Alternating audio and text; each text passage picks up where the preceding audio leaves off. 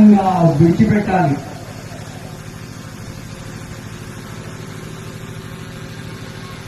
ఒక దీర్ఘమైన శ్వాసను తీసుకోవాలి.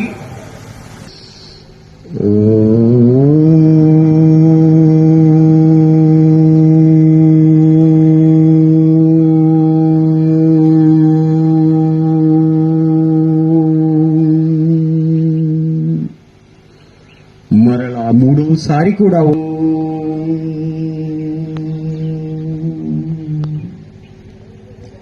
చేతులు రెండు కూడా ఛాతీ దగ్గర నమస్కార ముద్రలోకి తీసుకువద్దాం.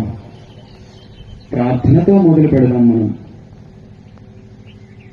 నేను ప్రార్థన చదివిన తర్వాత ప్రతి ఒక్కరు కూడా ఫాలో అవ్వాలి. సంగచధ్వం సంవదధ్వం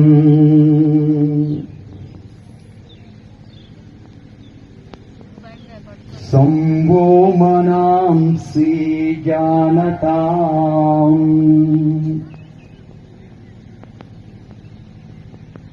దేవాభాగం యథా పూర్వే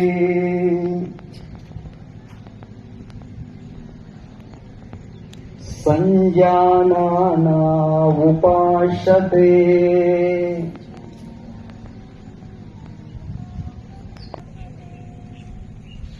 నెమ్మదిగా చేతుల్ని రబ్ చేసుకుంటూ తేలికగా కళ్ళని అత్తుకున్నాక నెమ్మదిగా కళ్ళని తెరిచి హస్తరేఖల్ని చూడాలి.